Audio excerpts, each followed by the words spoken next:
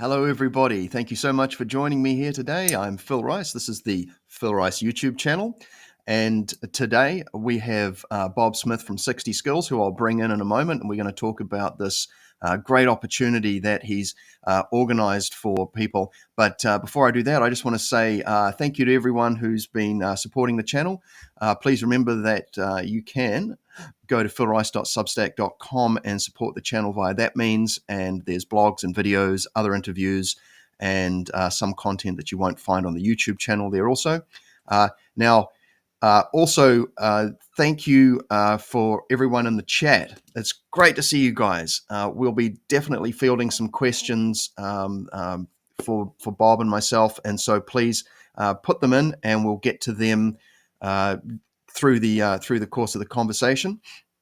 But without further ado, I would like to bring forth the one and only Mr. Bob Smith from SixtySkills. How are you, brother? Pretty good, pretty good. How's everything going on your end of the world? Well, it's definitely summer here. In Auckland, we have incredible humidity, and so it feels like, seriously, like if you want some sort of external physical analog to train the astral level of thickness, you just go for a walk around like outside. It's like a hairdryer soup, and Nice. so yeah. But it's still lovely.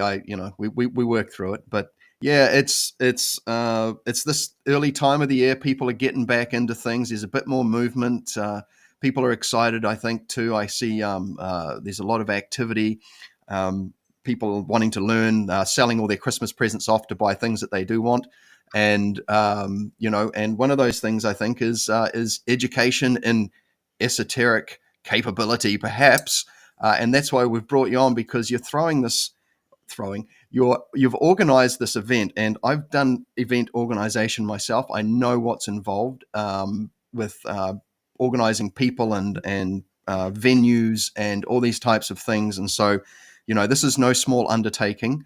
And I thought, man, now from what I understand, this is your first sort of public workshop. Am I right there? Yeah. This is the first group workshop I've done. I tried to do one about a year and a half ago and just didn't quite have the audience for it. I honestly was going to wait another year before trying this again. And then students and friends said, no, you need to do it now. And so here we are. It's exciting. Yeah, and obviously, you're quite well known. You've got for doing online courses, trainings, transmissions, these types of things. You've got many offerings, and this is a natural evolution. Obviously, in some ways, because because I think too that, I mean, we can do it in our local hood, but there's something special about hosting a retreat, isn't there, where people can come together, they move outside of their comfort zones or familiarity. And I mean, after watching the Mark Rasmus videos of him walking around Sayulita, it looks amazing. And so a beautiful place to go. But one thing I wanted to just talk about first, because this is really where the rubber meets the road, there's something, what's the value of in-person physical proximity training with the teacher versus online opportunities? Really, it can be broken down into three categories. A recording is going to be mostly mental level energy, and that works fine. Your body translates that according to its level of facial development, and everything's fine. If it's live on video, you'll get an astral component, because astral energy isn't really constrained by distance. What you don't get in both cases is the more vital or etheric component, because that energy doesn't go very far. That energy goes maybe 10 meters, 15 meters tops, usually a lot less than that. So there is an energetic component difference there. It's not crucial for learning, by the way. You absolutely don't need it for the way the material's packaged in the SixtySkills system. It is convenient. Two, this is more practical. You get to ask questions. With the video stuff, yeah, people can write me or email me or, what have you. But it's not the same as being in a location, where you can sit down and people can really take their time. When I'm doing a video class, it's 2 hours end to end. Whatever gets done in there gets done in there, and what doesn't get done has to wait. Yeah. In person, there's time for a more nuanced conversation, if you will. And quite honestly, I think the most valuable part of it is you get to meet other people. Oh, yeah. And it's not like a weekday class, where you meet for your 2 hours on Wednesday and then everybody goes home. Because you're on location and after practice, there's not a whole lot to do anyway. You get to know people and you get to compare notes and you get to have some really meaningful conversations about things you might not normally think about or talk about because there just isn't time. So, not to oversell the event, but Oh, please. it is a different kind of thing. And you can meet some really amazing people. You can see where training really goes.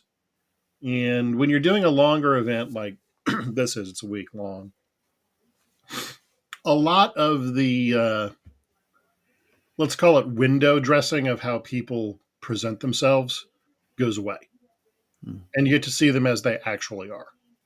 And that's valuable too, because again, it's easy when I'm giving a class online like this to present myself a certain way. But when you're with people for a week straight, the better part of 24 hours a day, at a certain point, people quit being polite and it becomes a bit more interesting and a bit more intimate of an experience. So there you go, man. That's the sales pitch. The material, though, largely the same. The only real difference being the more physical techniques I can get into in greater nuance here. I can actually fix stuff with people while they're there because I can put my hands on them. But that's really about it. Yeah, I find when you're saying these things, it reminds me of, when I was teaching guitar, for example, in person versus online. There's a lot of sort of mechanical adjustment that, you would make with students' postures and these types of Sure. things. And, you can also, there's a, like you said, the physical component, which is something I was listening to actually our conversation that we did on Key to the True Kabbalah. And this thing about the and we talked about the sort of the not that so much the omission, but the non-presence, if we will, of body training and how valuable that is. And sort of that's one of the key areas that you talk about frequently is that when you start bringing more of yourself of the various realms into what's going on, there's that sort of deepening immersion helps to, and I think this comes down to the different learning styles and the worldviews or the makeups of people. After teaching lots of different people, I know that people learn things better in different ways. And so being in a physical environment, a supportive environment, when I did my Reiki training with, I was in a group with a bunch of ladies, that fellowship, supportive kind of environment, I guess it actually opened some doors that I hadn't got even just working with people as a healer.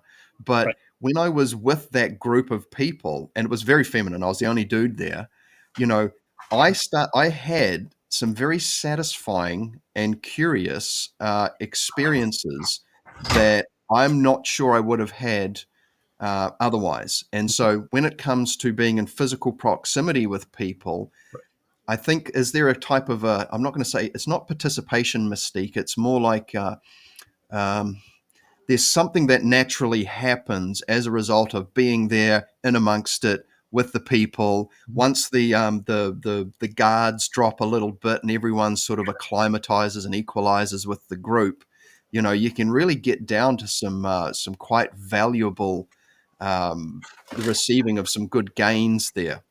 And and obviously in a physical environment, you're going to be doing some rebounding, I would assume. Right. Actually, rebounding is going to be a big part of what we do. Sorry, I had to change the light out here so we could see each other. Yeah. Yeah, it's The 60 skills curriculum has a variety of body training techniques associated with it. We've talked about this a lot. Yeah. The rebounding is by far the most effective. The problem is you need partners. And the other problem with the practice is it's as much about the person who's providing the resistance as it is about the person who's receiving and bouncing the person. It's not martial arts, really. It's really a cooperative training exercise. Mm. And video is not a great way to teach that. Some things you really have to do in person. And so what I'm hoping happens is people come to the seminar, they learn just how valuable a training technique this is, and it motivates them to go form their own training groups. That's what I hope happens. Because I've seen this literally transform people's magical potential on a couple of occasions now. And it's really profound.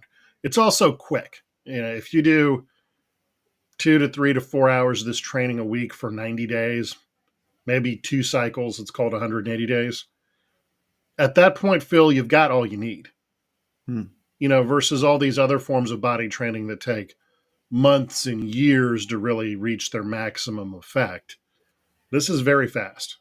And so it's nice to see that even with the body training, this is not a journey of decades the way some people want to label it. That's just the result of poor training methodology.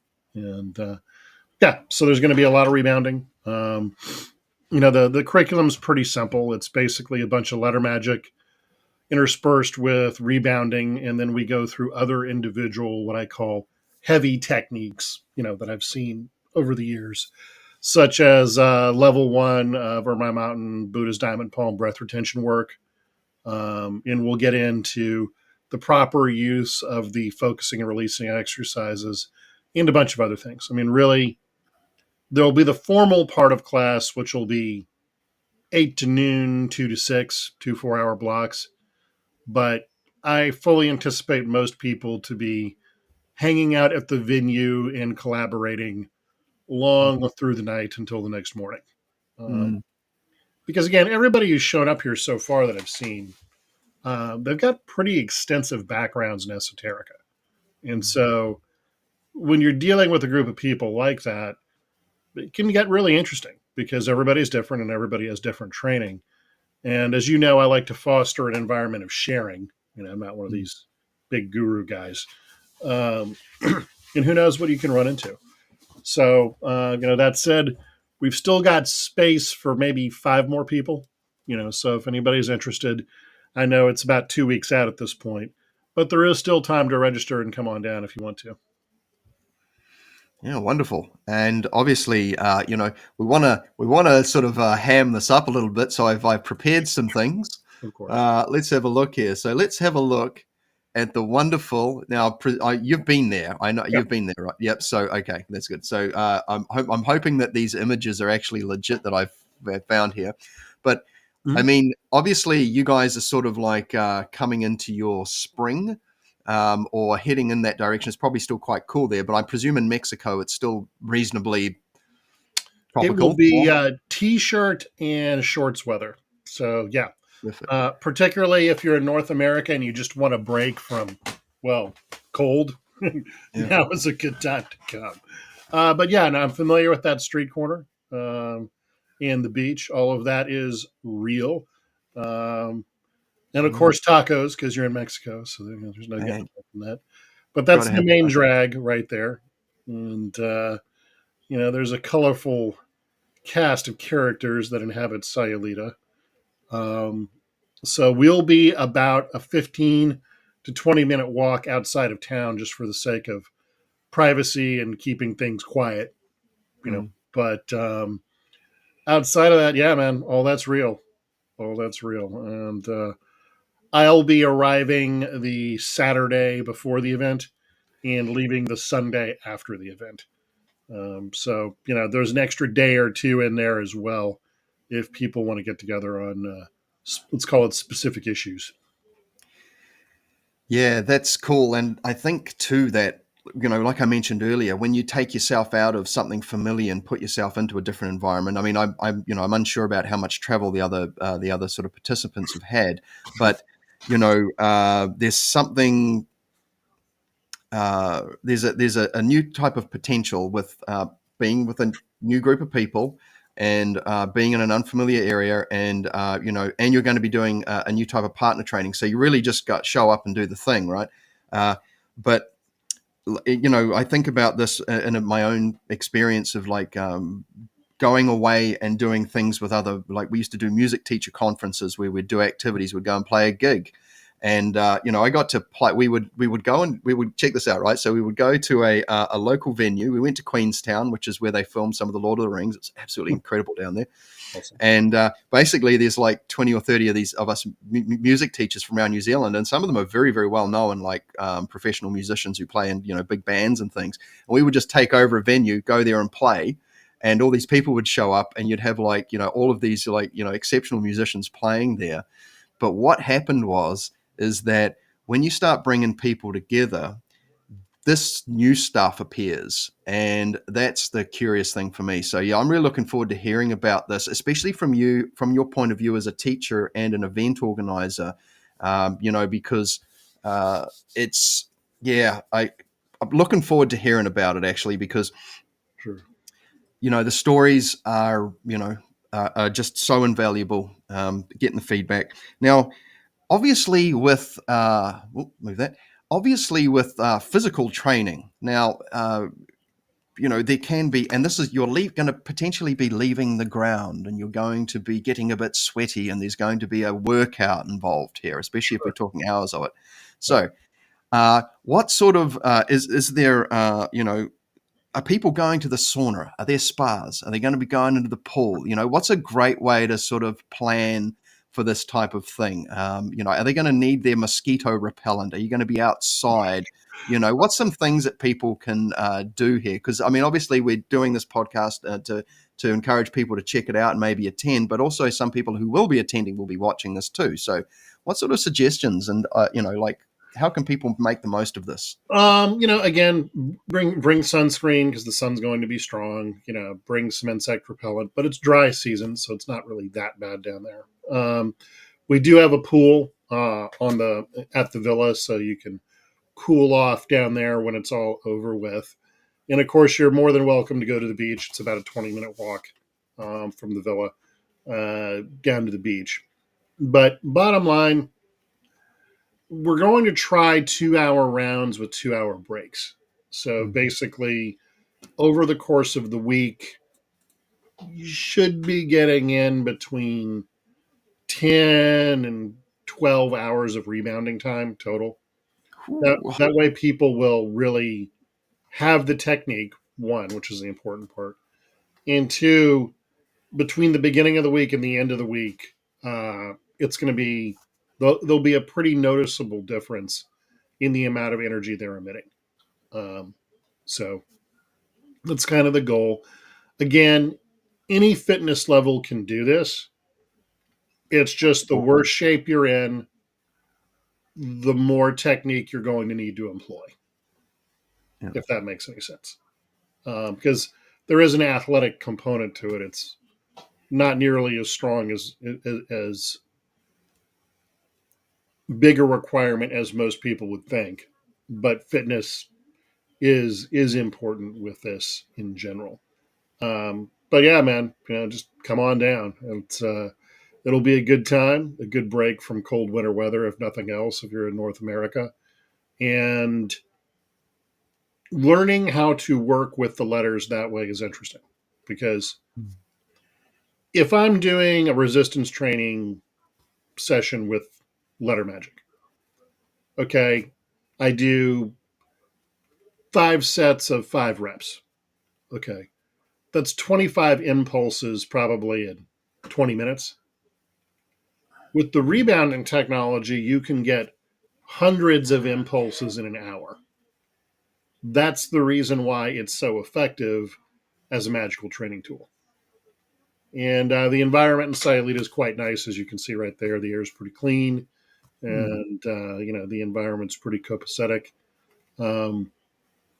all of which also helps in a training environment. But that's the main thing that I want people to understand is that the reason why this technique works well is you can get hundreds of examples of stimulus on your body in a relatively short period of time, which drives the energy deeper and makes it stronger. Mm. That's it. Most people, as we've talked about before, receive this kind of body training from years of military or martial practice. So they're just strong physically, result of which is you just need to show them a little bit of energy work and everything works. But this is a method that will work for anybody, and it's really quite profound. So I want to make sure people get it. And I'm also curious to see just where the event goes. What are the things we don't get to? What are the things that I wasn't expecting that people want to see? Being a first time event, I'll be a little loose with the format because I'm still trying to figure out what the right amount of material is for people. Yeah. Just to hammer on a little more about the opportunities with physical training. Sure. There's a value that you like. I found this because I've got a couple of friends that I get to train with from time to time, and there's a value that I had no way of perceiving beforehand from doing that. And it's like, wow, this is, and so, discovering Mark Rasmussen yourself and then like going, wow, this is, when you employ this physical component, there's a dimension that you can't appreciate until you have a play with it. Right. And so, I really want to stress that to people. Look, if you've got the opportunity to train this sort of, if you will, this type of Kabbalistic Tai Chi or Qigong or Hermetic Qigong or whatever we want to refer to it as, this is a very unique opportunity to experience something that if you've been grinding hard to get what you've got, this will just take it to another level. That is my personal experience. It's very satisfying. And I think too that, all of the seated practice and even standing practice are great. But once you start getting more physicality involved, you're kind of honoring the gift of being able to move and jump around a bit more. It kind of just, it's just great, man. And it's a lot of fun too, like I think that when you bring in this, playing with it, like playing guitar in your bedroom is great. Like, don't get me wrong, right? Now, standing up and playing standing up, that's another thing. Getting up on stage or even just jamming with some friends in a garage or things like that, right? It takes the experience to another level and there's more fun and you're feeding off others and, mind the pun, feeding gin, da-da-da. But this is such a great opportunity, everyone. Now, I just want to say too, guys, please, if you've got any questions for Bob, throw them into the live chat and, about the event or, while we've got them. So throw them in. But now I also just wanted to say, for people who aren't aware, I'm just going to zoom out a little bit. So I haven't done a lot of travel. I haven't been to South America this is North America. Sorry, I've got to get that right. Gee whiz. So here we are. Here's the United States, and there's the South America, and we're down the bottom here, and we're going to zoom in, and here's Sayulita here. Looks pretty. There's a lot of green around. Are you guys going to be sort of doing mostly inside or outside training? It depends on the weather, to be honest with you. As long as the weather cooperates, I'd rather do things out of doors. But it'll also depend upon people's tolerance to the sun. So, it may be the kind of thing where we spend the morning outside and then the afternoon indoors just because the sun might be a bit too much, even if the heat itself is not. It's supposed to be quite temperate that week, 72 degrees Fahrenheit. So I'm thinking 13, 15 degrees C, somewhere in that neighborhood. Pretty reasonable. Yeah. But we're, like I said, we're about 15 minutes outside of town. So do you see that sign for Sayulita Villas Canteras? Yes. We're in roughly about that far outside of town. So it's a good 20-minute walk. And Sayulita itself is about an hour and a half long cab ride from Puerto Vallarta, which is the major airport in the area.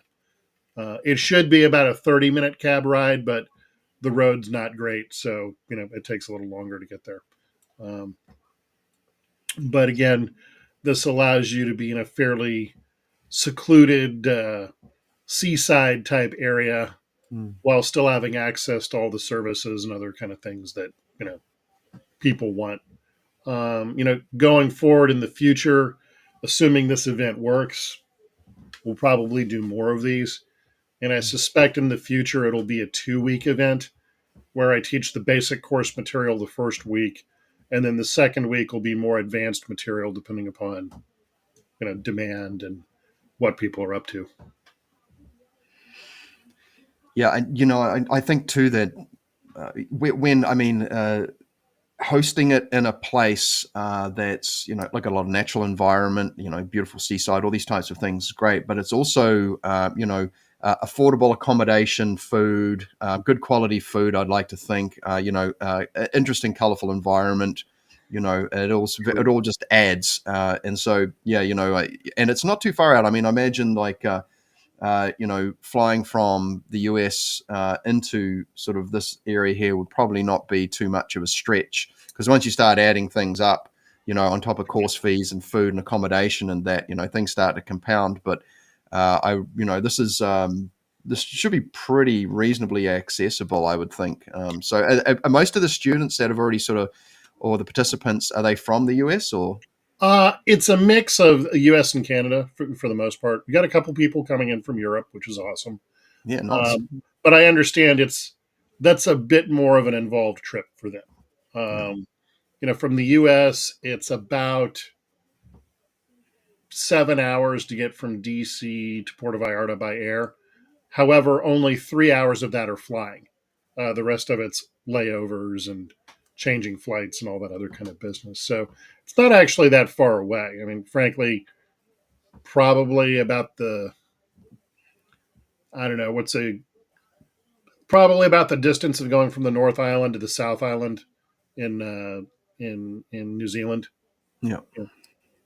It's a full day, but it's a full day because you have to stop in between and, change planes and do all that kind of business. The actual flying part's not that bad. So yeah, it's doable, and based off of how it's received, hopefully we'll be doing it again in the future. I just have to see how all of that works out.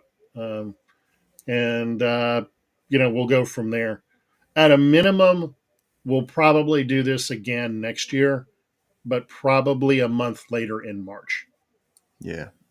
Because I had comments from a few people that between Christmas vacation and everything else, they just can't quite take the time off in February. So, point of interest. Yeah, this is what you come across when you're setting these things up. There's seasonal influences of is this a good time of the year to do it? Because of people's the sort of the start date. So I totally hear you on that. And now, what I thought I'd do is that people too, if you're, one of the reasons we're sort of exploring all these avenues is because some people are like, oh, I want to go, but I'm not sure about this and the other thing. Now's a good time to find out. We want to basically give you no reason to come up with excuses. Sure.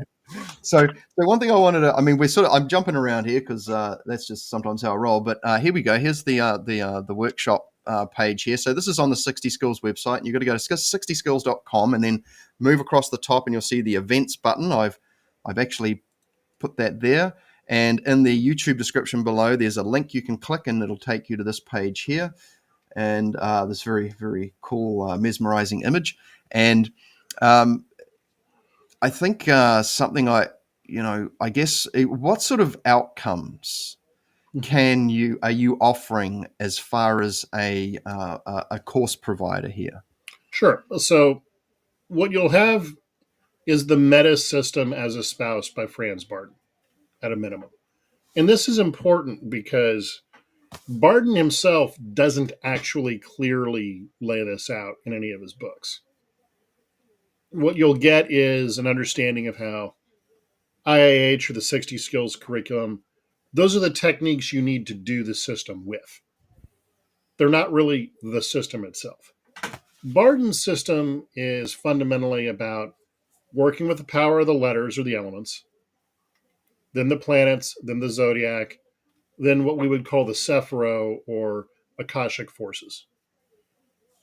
On the upward scope, going from the elements to the Akashic forces, that's your path of enlightenment. Coming back down from that to the elements is your path of manifestation. This is easy to understand if you've read The Key to the Third Tarot card at the beginning of Bardon's third book, Key to the True Kabbalah.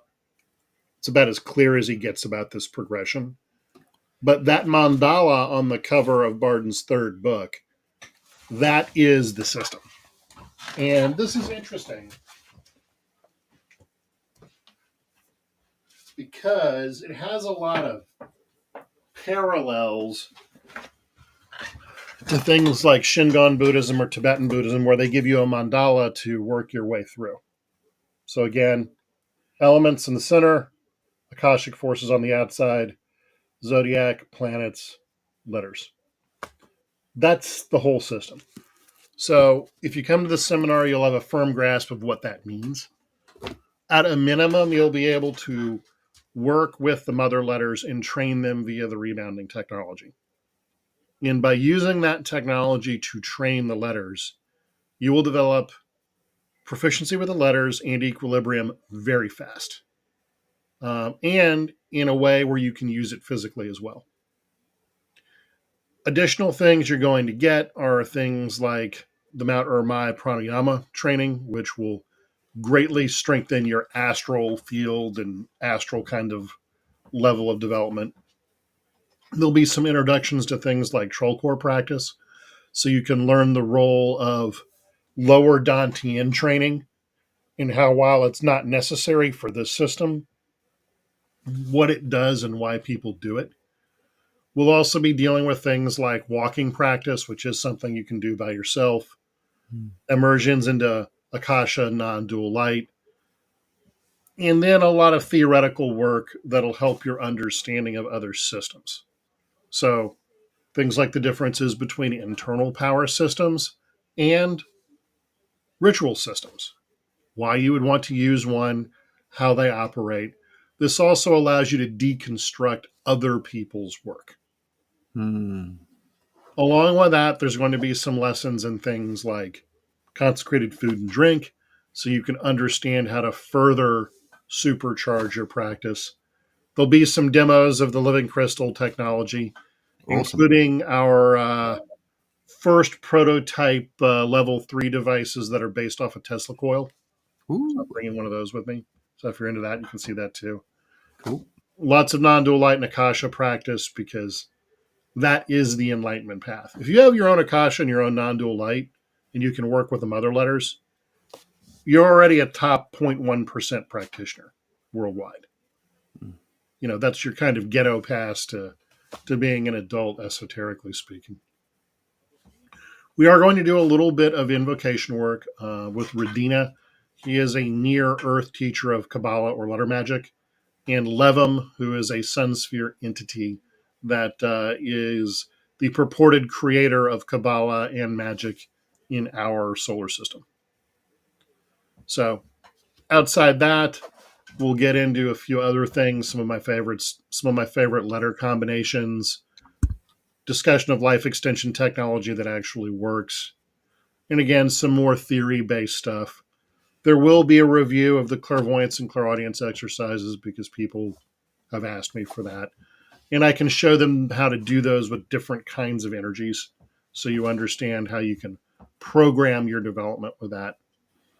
And then on Friday evening, we'll have a bit of a little closing ceremony after some practice. And that's pretty much it. Now, there will be a recording available of the event. There will be 2 versions. There will be an uncut version for attendees, people who came to the practice, and there will be an edited version for people who are not in-person attendees. I suspect the edited version will probably be available about a month after the event. I'm not the most prolific editor, so you'll have to bear with me as I cut and paste everything together. And we may have some guest appearances from some of my other students as well. That's a little questionable right now, but at a minimum, Jake will be there for those of you who know him. He'll be showing up as well. And so I'm sure he'll have some color commentary that will help everybody out as well. And again, that's the basic format for the event. Keeping in mind, everybody, as a first-time experience on my end, I ask people to be patient. And if you have commentary about things that you want included or not included, or want to spend more time on or less time on, well, let me know and we can make those adjustments as well. And of course, if anybody wants to get a hold of me, 60skills@protonmail.com is obviously the place to go. And right now we've got room for about 5 more people. At that, if it's more than that, I'll have to consider doing a second week. But that's what we got, man. Well, and of course, I think that this the price point is extremely reasonable. 30 years of searching, and here we go. And yeah, guys, we're quite lucky to have Bob and teachers who are, basically putting their lives on hold in a sense to figure this stuff out. I mean, I remember listening to you talk about this recently. And go, I don't know why I'm drawn to letter magic myself and that, but I just am. I don't know whether that's an egregore or what's going on, but it's like, man, this is it. And so there's people specializing, drilling down, trying to find the. I think it's not so much about shortcuts because you do mention the importance of things like equilibrium and balancing these letters because there is a right way and a good way to do these. And obviously, if you go to KDQ, it basically says do A, then B, then C, and things like that. It doesn't really talk about balancing as such because it presumes that you've already done it. And I know Mark Rasmus will say, I think he was saying that he does like 1 letter a year and this type of thing. And so, you have an approach that makes sense to myself because you're using the methodology of balancing them as you go, counterbalancing them against each other and things like that. And so this is a very, very awesome opportunity, guys. And yeah, the recorded material from the classes, I presume some of that might even make its way to your YouTube as well, with a bit of consent, perhaps. Or yeah, I mean, depending upon the reception from the class, to be completely honest with you, because my first concern with this is I want people to be completely candid at the event. If you're coming to the event, I want you to be completely relaxed, completely comfortable with what's going on. And so if that means I can't release a whole lot of the material publicly, so be it. But I'm willing to bet that particularly with some of the rebounding exercises and some of the other things like that, that people won't have a big issue with that being on YouTube. And that kind of stuff tends to do a little bit better because it's people moving. A lot of meditative stuff is a guy or a gal just sitting there and there's not a whole lot to observe. But this, on the other hand, is something quite special. And again, hopefully it can result in some more development in our community. Because to be blunt, Phil, if the work I do in this lifetime is the height of Hermetic's development, that's just sad. I'm sorry. yeah, It's just sad. I'm so grateful for you've got a really cool approach in YouTube. You're making regular stuff. You're making use of the technology. You're inserting some humor. And that was I think I wanted to ask this: are you going to be is your motel or hotel room going to have a bathtub? Actually, no, I don't think this one does. But yes, the bathtub recordings come apart as one part laziness, one part inspiration. But Again, I had to endure too many at the foot of the master experiences over the years to ever want to subject another human being to that behavior. I just find it abysmal and ridiculous and completely inappropriate in a modern setting, which is why I consider myself a teacher. Mm. Not unlike a calculus teacher or a phys ed teacher or any other individual that you contract to come show you how to do something. Now, obviously, I prefer to be treated with at least some respect, but by the same token, when people declare themselves masters, there's a nasty tendency for their personal development to stop. Yeah. Because now they know everything, which in the modern world, we all know to just be completely ridiculous. I mean, even in my own practice, yeah, letter magic, I'm pretty solid at that. Spirit magic, yeah, okay. I'm not the best medium on the planet. I'm a decent transmitter.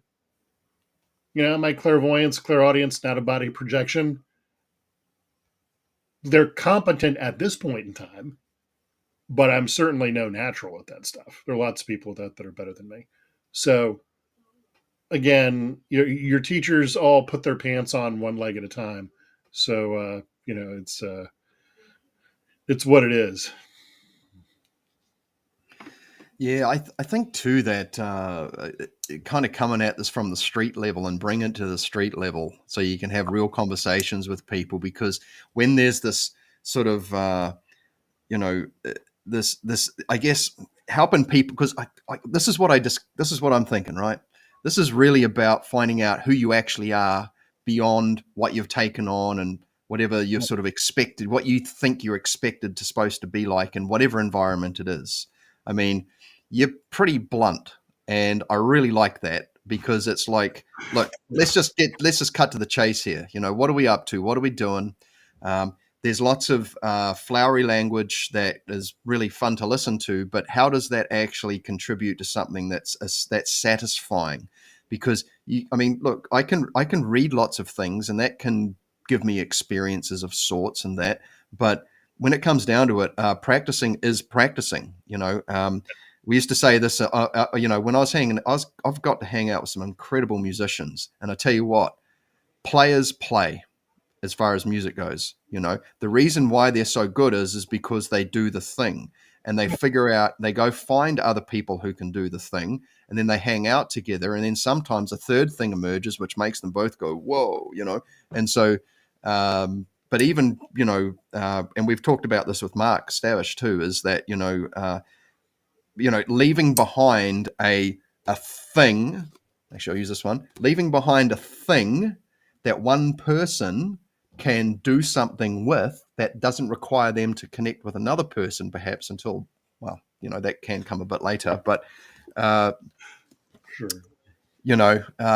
Just having a place to start, having that one size fits all thing with a very understandable, graspable, relatable, modern sort of vernacular that you can make sense of and actually do something with and get a result from. Because, like you said, there's a lot of people been chasing the realness of this conversation for so long. And I know a lot of people have just stopped because they haven't found anything. And I think too that the real sign of a teacher, in my view, is that you look at who the best students are. Are these people capable? Because there's things that I can do that I haven't figured out how to explain to others, whether it's with these practices or even with music. And it's like, if I can, ultimately I'll be writing a kid's book on this stuff at some point. I challenge anybody to be able to write a kid's book on a really pithy topic. And, if you can do that, you're doing okay, I think. Well, Bob, I got to say that. Oh, here we go. We've got a comment here. What do we got? Okay. Oh, okay. Someone in Uruguay. Okay. Well, thank you so much for that, Nicholas. Bob's stuff is well worth checking out. You want to go to 60skills.com and go to the YouTube too. I'll put a link in the description below. But there is so much stuff to trawl through you will never find an end to it. I think that's the other thing too, is Bob, is that the amount of content that you put out is just, man, like you can pick up so much without even doing your courses. I'm not trying to put people off going to your courses, because there's a depth of opportunity there too. But I mean, as far as oh, here we go. Here's a question from Will. Thank you, Will. It's great to hear from you. Will's actually a local Kiwi as well, so great to have you in the chat here, brother. Good morning, guys. What is a living crystal / Tesla coil device? Come on, Bob. Let's hear all about it. Okay, so this is a powered meditation device. The design came out of some spirit magic work about 3 years ago, and basically, this is what it looks like. This one's a plug-in device, so And so this one has a Tesla coil in the base instead of a conventional LED light setup. Now, what these things do is they copy and recreate energies. So what you can do is you can take a given energy you're working with, project it into the device, and the device will end up replicating it. And so this adds a lot of esoteric force, if you will, to a working environment. It makes it a lot easier to do things. When we came up with the design, one of the first things we learned was that an inability to concentrate isn't actually a skill problem, it's an energy problem. Because whatever energy this thing generates, and we put it in a lab and we run it through everything we can and can't find an EMF signature coming off of it that corresponds to anything conventional, it drops people into trance. So that ability to concentrate that requires mental energy isn't really limited by a lack of knowledge regarding how to concentrate. It's limited by the fact that the body doesn't produce much of whatever that energy is, and it takes a while to build it up enough to actually be able to concentrate. But this device creates something so remarkably similar to that, it allows people to drop into trance almost immediately. So it's an amazing tool. It's the only thing of its kind that I'm aware of. And right now we're currently selling the stage 1 devices, which you can see in the picture right there. But the stage 3 devices that involve a Tesla coil, probably about 6 months out, we're trying to figure out how to manufacture them in volume. And that's being a little trickier than you'd think, because we're having to manufacture the coil packs. For those of you familiar with Tesla devices, this little thing in here, that's the hard part to make. They're really time and labor intensive. And the less expensive devices are inexpensive because those aren't very well made in those cases, so they don't last very long. So we're trying to find a better way to do that, basically. But thank you for asking.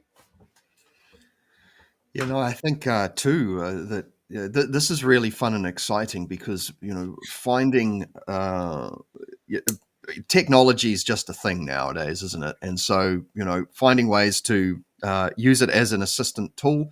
Now, some concerns have been raised in the past. Well, what happens if it becomes a crutch? How can you take ownership of what this piece of technology can offer? The way I tell most people to do is to alternate your practices. Do one practice with the device, and then the next day's practice, don't use it. That way you get the benefit of the added esoteric energy or force without becoming dependent upon it. But this is, a big part of my school's approach to the meditative process to begin with, is that it's fundamentally just technology. Now, whether you use that technology for spiritual development or you use it to make a living depends upon what you want to do. But fundamentally, it's all technology on a certain level. And by applying that model to things, I think we've come up with a way of teaching that's really quite profound and is quite a bit quicker for most people, just to be completely honest with you. Because if you look at the basic techniques in the 60 skills curriculum or something like IIH, the actual techniques involved haven't changed probably since the time of the Egyptians, if not earlier. It's great that it works, but a lot's gone on in the last 8,000 years. So we're hoping to make things more efficient and more user friendly as a result of incorporating technology into the process. Thank you. Yeah, and I look at IIH now, and then because I line it up against the Reiki framework as well, because there's a lot of crossover. The more I like, people don't know this, but Reiki has its own system of Kabbalah, and I'm going to start talking about this more on the channel as I sort of get to know it. It doesn't have the 3-point concentration aspect of it now, but that I can see. But yeah, I think that like when I look through IIH, it's like, oh yeah, that's a pretty good compendium of a standard loadout of skills for a magus or even just a high tier operator. Like there's a lot of people who are probably like biohackers or development junkies out there that are probably doing a lot of these things anyway. They're just doing, like, one guy's like the memory specialist, one guy's the concentration specialist, one guy's the visualization specialist. That books the whole shebang, and then you take it to another level with modern understandings. And I just want to say too, this, I haven't seen this before, the living crystal necklace. That seems like quite a that seems like an affordable opportunity maybe for people. Is this, can you tell us a little bit about this one? Yeah, I mean, it's a form of powered jewelry using a Vogel cut crystal. So it's not powered the way the other devices are, but it is a wearable. Now, we're trying to work on wearables, but the problem we're running into is durability. Quite frankly, we can make stuff small, we just can't make it very durable right now, and probably some manufacturing tolerances stuff, probably some baseline equipping issues, but we would like to eventually have a powered version that you could wear, either on your neck or on like a wristband or something like that. But that's probably a bit ways off. So in the meantime, we have a Vogel cut crystal with a wire wrapping that works pretty well. Pretty well. I think we got a third question here. Was this? Excellent. Way better than using drugs to help induce a trance state. Yes, absolutely. And that's the thing, is that drugs in a lot of traditions are part of the system, but because of the risk factor involved, and because you never know how someone's going to respond to that kind of thing, to me that represents an earlier state of technology that we're probably better off letting go, to be completely honest with you. I mean, listen, we've talked about this before. I've been through some traditional initiations, that have you running 9 miles through the open desert in the middle of a lightning storm. While those kinds of things are very cathartic, powerful moments, they're also incredibly dangerous and stupid in a modern context. There's nothing I got from that experience that I couldn't have gotten through a different form of training. I was just lucky nothing bad happened to me.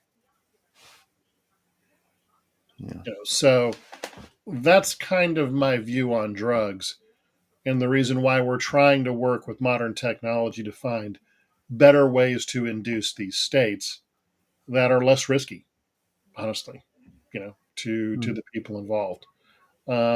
So yeah, guys, I appreciate any of the Living Crystal commentary.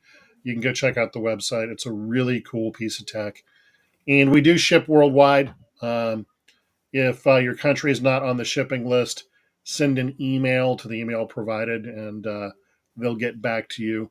We ship out of Southeast Asia, so shipping rates are a little wonky depending upon the time of year. Yeah, I think too that with using, ideally when you want something to be on, you just flick a switch, whether it's internal or external. When Right. you imbibe something, it's got a time to it, and then there's also going to be some kind of who knows what else, but you're on a merry-go-round and you're on that ride until it's over. And there may be some residual sort of effects afterwards too that, look, I've been in the music scene. I know some stuff. I've done some stuff. And I've got to say that there are some particular activities that seem, I think what it is that there's it's like too much coffee. It's sort of borrowing energy from later on, or what they say, like drinking. I don't drink alcohol, but drinking's like borrowing happiness from tomorrow, sort of thing. It's going to come back around.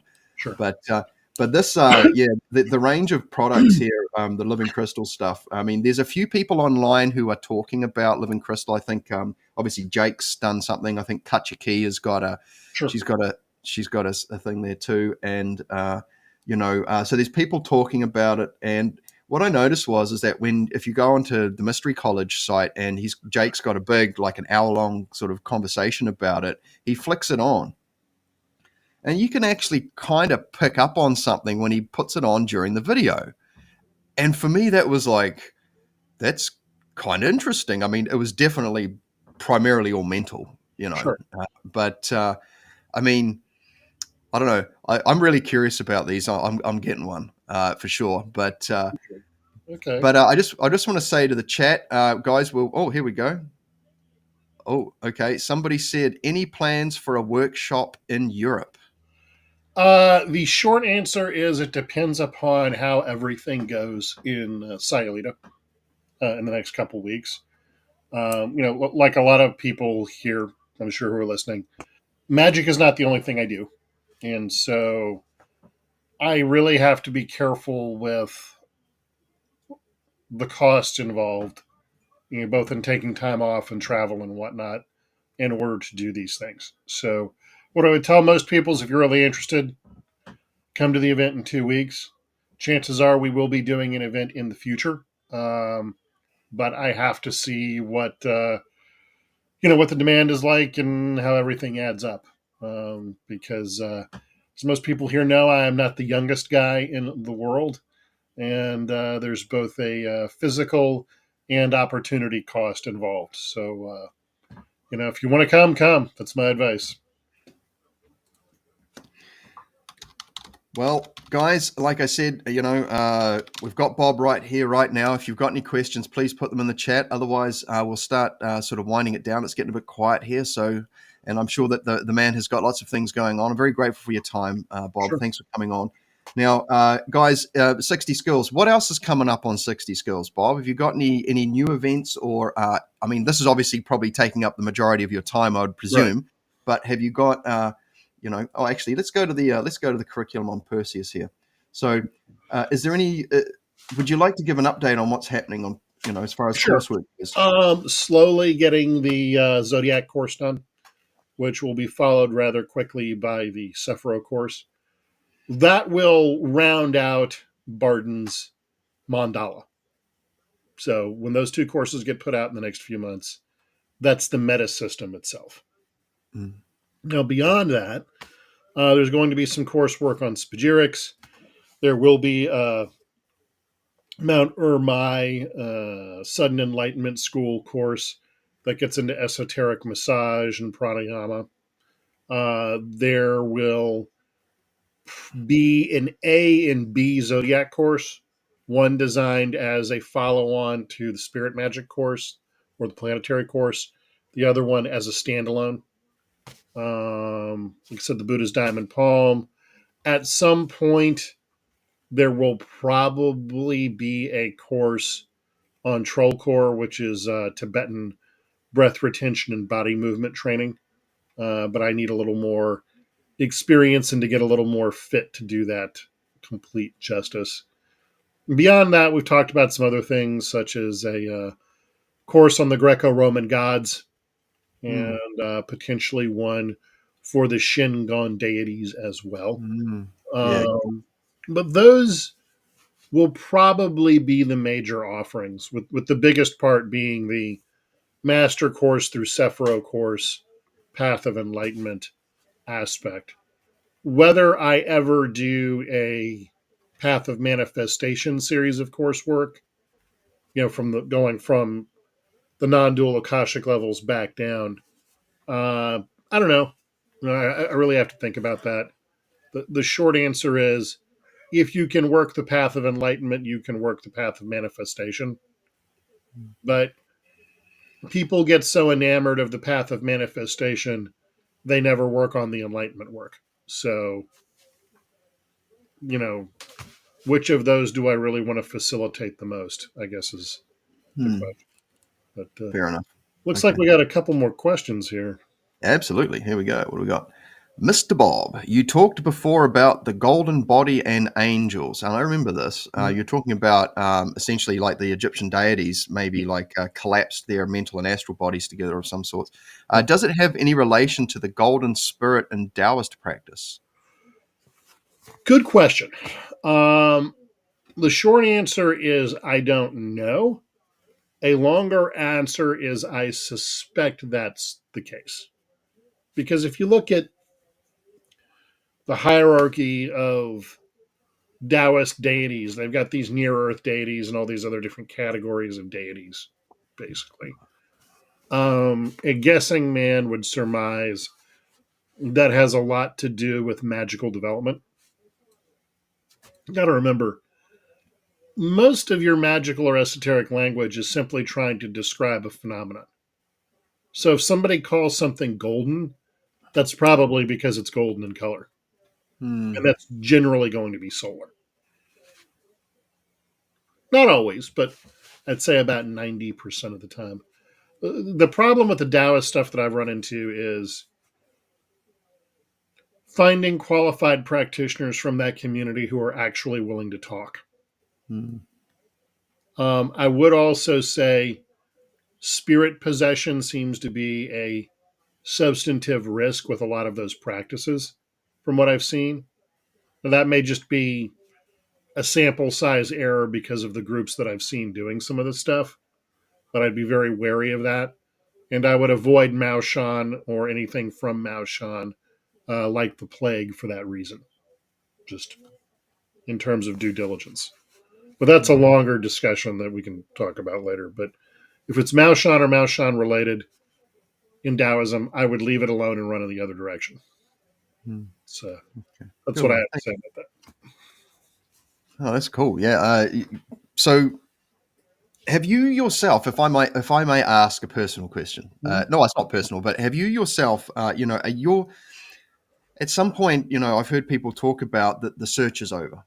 They've found the practices they want, Yeah, and they're basically going, okay, well, I kind of know what's laid out. I'm pretty satisfied with it. For some people, it may be that they go, you know what, man, I found Jesus. That's all I need. That's great.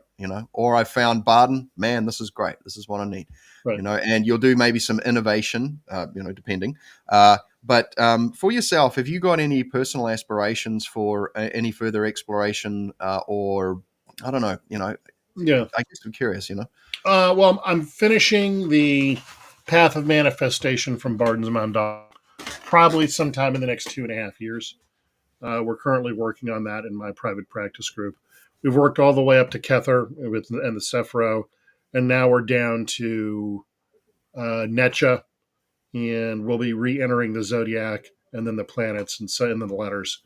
That'll take about another 2 years.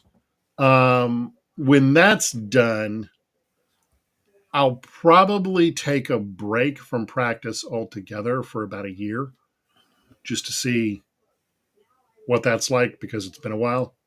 Um, then when I come back, there are a series of books that need to be written, largely on this material. That's going to take a while. But in terms of my personal advancement, I'll be getting to an age at that point, my late 50s, where adding new material into the tank becomes problematic. Hmm. I'm going to be completely honest with you guys. That's largely what I've seen. Now, there are things that I'll be interested in, like advanced pranayama or breath retention practice. I certainly endeavor to continue to refine the master course work and make it more efficient and more user friendly. Put some improvements into that. But I quit caring about martial arts years ago. Just can't be bothered. The more religious systems, while I find the technology fascinating and I've studied a couple of those in depth, don't really appeal to me very much. So, a full-on conversion to Shingon or Tibetan Buddhism seems unlikely. I'll continue to travel, looking for other things as my physical body allows me to, do some of that. But at this point, I've got a complete system that handles both, from what I can tell, the enlightenment aspect and the physical manifestation aspect, as well as provide some health benefits. At a certain point, you got to just live life. Practice is great, but what are those things that we get done with other people and our family members and the rest of that? That's the stuff you remember from life to life. So we'll see. I don't know. I'm open to learning more, but there's the reality that I'm pretty busy with what I have. And so in that regard, guys, I'm not really much different than anybody else. Like you said, you get to that comfort point and there you are.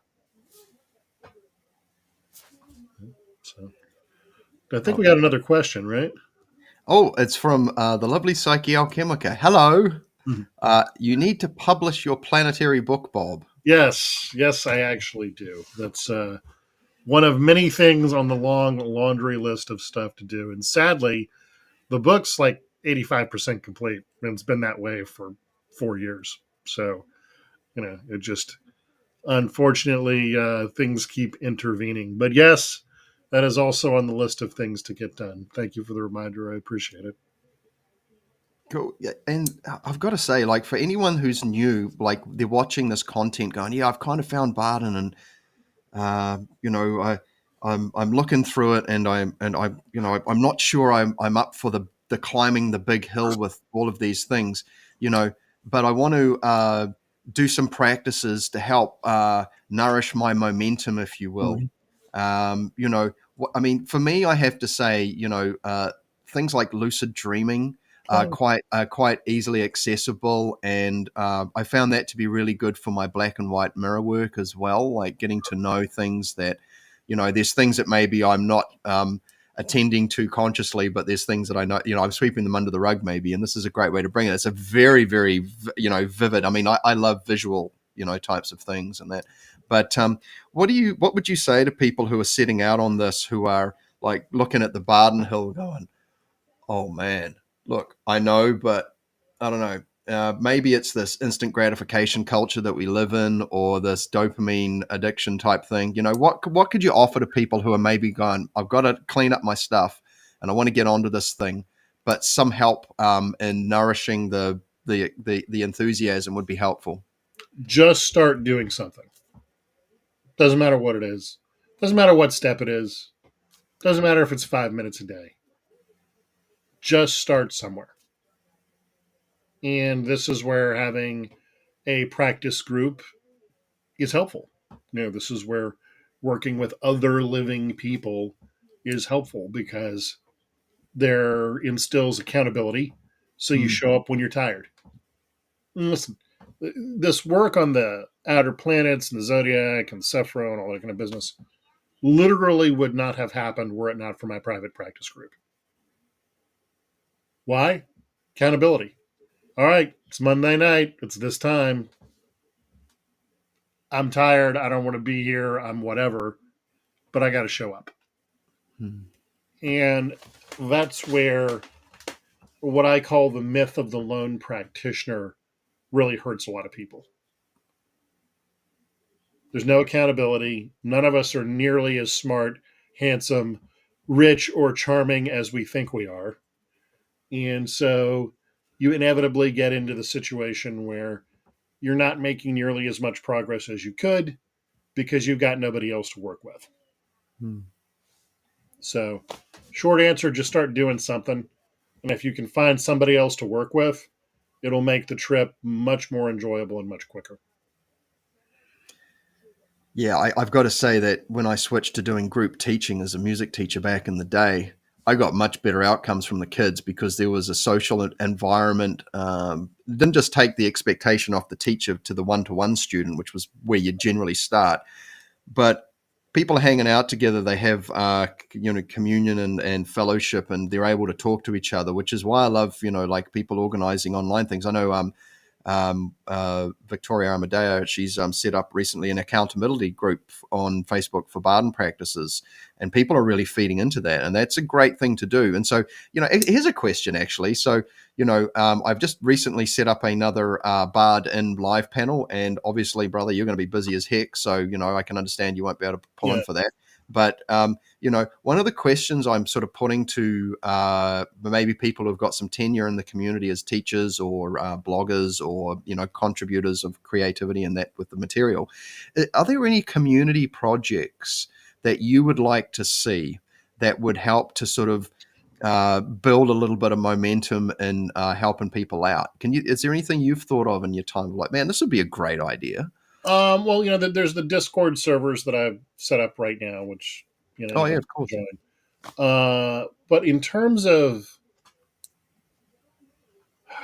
the greater meta project, I think just having an old-fashioned bulletin board forum set up someplace on its own server where you can archive everything would probably be a good place to start. There are some servers out there devoted to more general magical exploits, and they'll generally have a Bardon section on them. But something devoted to an internal power hermetics model, I think, would be most helpful. Hmm. Because that's really what we're dealing with here. I mean, listen, we all owe Bardon a deep debt of gratitude. Okay, everybody here does. But it's still like dealing with a 1957 Chevy. It's a great car for the year it was made. Iconic. Some would say even beautiful. But the world of automotive development didn't end in 1957. Well put. Well put. Hmm. So between that and the difficulties with the Bardon family's on again, off again willingness to publish at all, if we really care about the community, and again, it doesn't have to be the SixtySkills forum, for God's sake, that would just be terrible, but some kind of internal power hermetics formula where people can share, that would be really helpful. Because, a project I'm working on with Perseus right now is gathering video materials from practitioners who are either deceased or about to be deceased. Because there's a variety of amazing material that was produced out there from the 1980s onward that in another 10 years, if we don't find a way to archive and preserve it, it's just going to be gone. And then we're stuck in the same position we're always in, where every generation we have to reinvent algebra Mm. because nobody bothered to write the equations down. Yeah. So we never get to calculus. Some kind of online archive of defunct systems. That way you're not defeating someone's ability to make a living. And let's be honest, that's real. It's the reason why there's some material that I don't teach even in these seminars, because my teachers that I learned it from are still actively teaching. And I don't want to interfere with their ability to make a living. Gary Kleiman's chi circulation material is a good example of that. Mm. There are others. But we need to start archiving material because this whole proto generation of practitioners that came out of the 1960s and 1970s and early 80s, Phil, they're dying. Mm. And if we don't make the effort to preserve that, we're just going to lose that material. It's not going to be there anymore. And I think that'd be a real shame. So, with that said, outside of digital media and even print media, like there's a reason why, they made monuments out of stones that they would last the ages, right? right.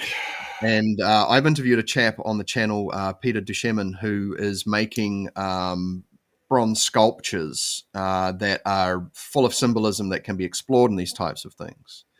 And for myself, I'm thinking, well, how do you populate, get some things out there that are understandable to coming generations that can be, to help things. And because you're right. I mean, it's one, if the power goes off, well, no more internet, and everything disappears. And so books are obviously a pretty standard, a great idea for sharing things. But like you said, as the Bardon material becomes more popular because of efforts from like yourself, myself, Mark, Jake, and that, there's only so many books out there, guys. Who's printing them, right? I mean, there's plenty of PDFs, and the PDFs are great too, I think, because they get some annotation and updates and things like that. But making stuff available for people is the challenge, and so doing it under other monikers that don't necessarily fall under some sort of publishing license conflict potential is important. And so Right. and obviously, yes, respecting existing teachers and stuff like that. So but Will says, great idea, Bob. The amount of awesome ideas that have lost must be huge. Sure. What's come and gone, and where are we having to start again? I mean, you think about the lastability of a book like the Bible. I mean, there's a large amount of effort that's ensured that the survivability of a text like that. So It's a problem in that. Take Buddhism. Okay, let's use Tibetan Buddhism as a good example of this. You talk to Tibetans, and they're all emphatic. The yogis are better than the lamas. But Tibetan Buddhism's only survived because of the lamas. They've got schools, they've got universities, they've got publishing, they've got publishing standards. We're unlikely to have ordained hermetics practitioners anytime soon, let alone publicly funded in a way that would mean anything. And let's be clear about this. These things survived because they were state-supported religions for long periods of time. That's not likely to be a thing for hermetics anytime soon. So, barring that being the case, right, if we want to get out of this endless cycle of reinventing algebra every generation, we need to find a way to do that. Otherwise, that's what you're going to get. I mean, John Michael Greer, lovely gentleman, met him several times, had some great conversations with him. He doesn't have any kids. What happens to all of his works when he dies?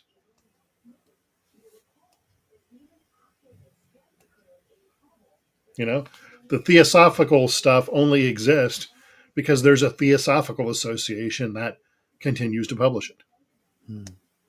By the way, the Rosicrucians just got wiped out by the fires down in LA.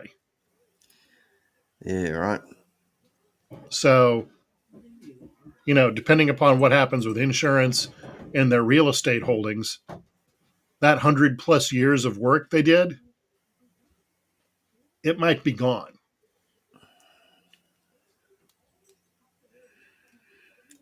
Yeah. Yep. So,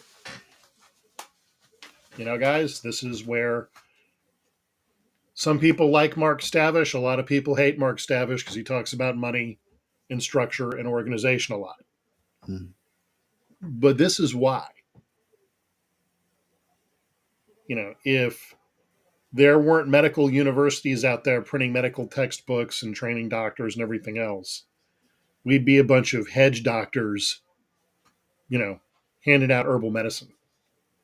You wouldn't have advanced surgical techniques because there'd be nobody doing that work. You wouldn't have MRI machines because there'd be no mechanism by which we can have institutions that ensure there's a need and funding and construction of those devices. So this idea that there's some perfect world out there where all of this stuff exists on its own isn't true. I've got maybe another 20, 30 years left. Of that, probably 15 to 20 of that are years in which I can get anything done before I enter little old man land and, am off doing whatever little old men do. That will be the rate limit of my contribution. So someone else out there has got to figure out the next step, or you're going to be talking to the next incarnation of 60 Skills 150 years ago, 150 years from now, going over the exact same stuff. Yeah. And I think that's sad, but that's all I think. Well put. You're right. We're lucky to have a lot of what's currently available because somebody's put a lot of time and effort into making sure that it was there. Now, whether it's completely correct or however it comes across, because sometimes people go, I don't like the way he said that. And it's like, well, measure it by the value of what is it actually worth? Is the information, is it separate the messenger from the message type of thing? That's just how it is. Now, I tell you what, we're sort of hitting an hour and a half here, and the chat's pretty quiet. We've got a few people in the chat though, which is really lovely. Thanks everyone for showing up. So, we'll probably start winding it down, and we've sort of covered the event. We've covered the beautiful seaside place of Sayulita. We've looked at the curriculum. And we've looked at what Bob's up to, the new what's coming up this year, the living crystal device. We've talked about a few things, and I think too that here's another one from Will. Thank you, Will. Yeah, Mark and Ray's books are invaluable to flesh out Bardon's path. Ray Del Sol has got getting quite a large collection of books out there now. And he's quite an innovator too, I think, with the path. And I've got a lot of respect for Mr. Del Sol because of that.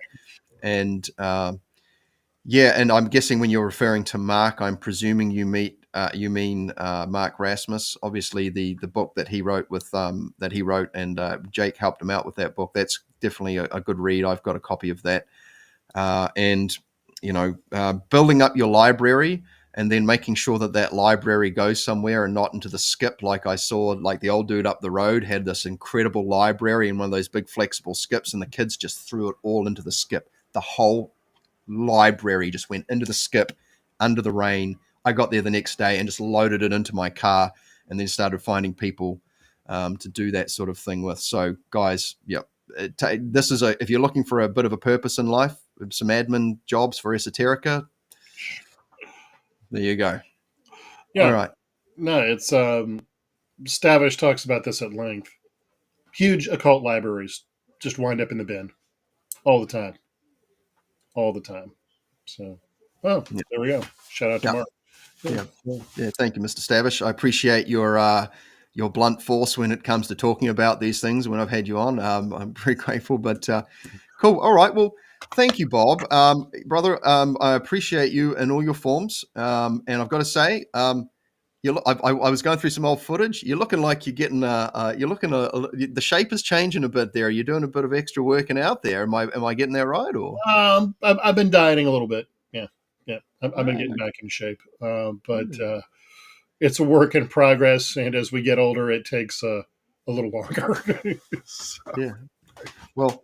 Yeah, I got to say you're looking well. I'm really looking forward to hearing about how the workshop goes and that. And like I say to other people who are doing them too, if you find you've got some time, man, I tell you what, we can hook up a live stream or something like that while you're on the thing, if the time and becomes available, and to do an update about how things are getting on, and some students can jump on or anything like that. Totally open to that. See how you get on though.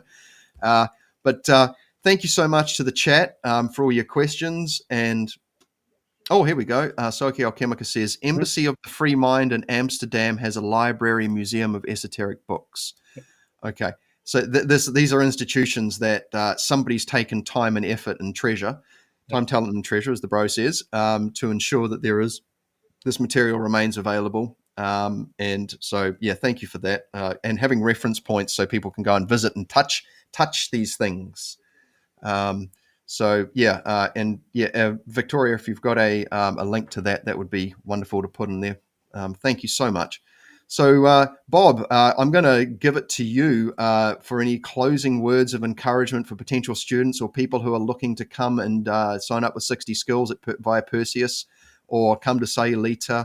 I don't know, man. I'll leave it with you, and then we'll call it at that. Of course, check out 60skills.com events, in-person events. Again, Mexico, Sayulita, fly in through Puerto Vallarta, 17 to 21 February 2025. We've still got room for about 5 people. So if you can make it, you can make it. If you have to, just show up on the day of with cash in hand, and we'll figure something out.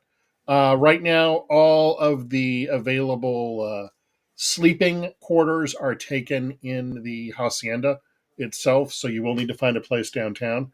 But people are renting golf carts to get around, so I'm sure we'll be able to figure something out. Otherwise, if you can build the ball or have any tactile ability with subtle energy at all, you can come to this and you'll do just fine. But again, I'm looking forward to meeting everybody and having a great old time. Well, right there and then, thank you so much, Bob. Thank you to the wonderful people into the chat. Thank you for all the contributors, the question askers, and go check out the 60 Skills website. It's all on there. And Bob, if I get you to stick around for just 1 minute while I close the broadcast down. Everyone have a beautiful day, and I'll see you guys on the next broadcast. Thank you so much.